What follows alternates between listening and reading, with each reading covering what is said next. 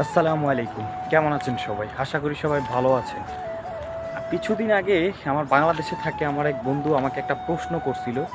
আজকে এই ভিডিওর মাধ্যমে সেই প্রশ্নের উত্তর দিব। সে প্রশ্ন করছিল যে, "বন্ধু, তুই বিদেশে থাকস, বিদেশে কষ্ট, তারপরও এত কিছু জানোস, কেন গেলি? আর কেন গিয়ে তারপরও তুই এইসব ধরনের ভিডিও বানাস?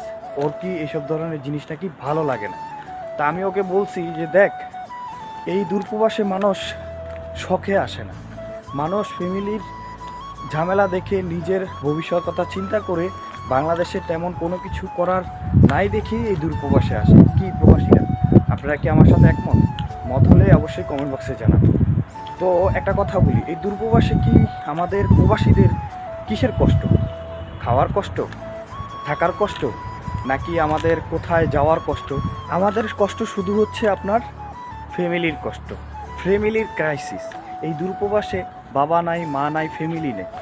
এই ফ্যামিলি ছাড়া যে দূরপ্রবাসে প্রবাসীরা কতটা কষ্ট থাকে, এটা একমাত্র প্রবাসীরাই বুঝতে পারে। আমি যখন ফার্স্ট অফ অল প্রবাসে আসছি, আমার কাছে এনজয়েবল লাগছিল, কিন্তু আস্তে আস্তে আমি ফ্যামিলিকে অনেক মিস করতেছি। ফ্যামিলি ছাড়া আসলে জীবনটা অচল। বিশেষ করে মায়ের হাতের রান্না, আবার হচ্ছে মায়ের হাতের ভালোবাসা, এইসব জিনিস অনেক মিস করতেছি।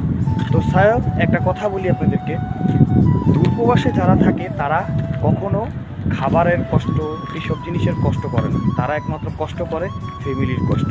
এটা আমার বন্ধু বোঝে না। আমার বন্ধু যদি বুঝতো তাহলে এই কষ্টটা করতো না। তো যাই হোক, বন্ধুর উদ্দেশ্যে এই ভিডিওটা করা, আশা করি বন্ধু বুঝে ফেলছে, বা যদি এই ভিডিওটা দেখো অবশ্যই কমেন্টসে জানাইও। আর সকলকে বলবো, দূরপ্রবাসীরা 1 মাসে যা খায় বাংলাদেশের 2 মাসে তা খায়। এটা তোমরা বিশ্বাস করবে না কি জানি না, আমি নিজে প্রমাণিত এই প্রবাসে এসে। তো একটা কথা বলবো, মানুষকে কখনো ছোট করে দেখবে না, আর মানুষের কষ্টকে কখনো হাস্যকর মনে করবেন। মানুষ মানুষ হচ্ছে একটা ইমোশনাল জাতি। মানুষ তার ফ্যামিলির জন্য সবসময় সফট কর্নার তৈরি করে রাখে। এই সফট কর্নারের কারণেই মানুষ এই প্রবাসে আসতে হয়, একমাত্র ফ্যামিলিকে ভালো করার জন্য। তো সবার উদ্দেশ্যে বলি যে, যে যেখানেই থাকো না কেন, অবশ্যই তার ফ্যামিলিকে সবাই মিস করে, এটাই স্বাভাবিক। আর বিশেষ করে আমি মিস করি আমার মাকে।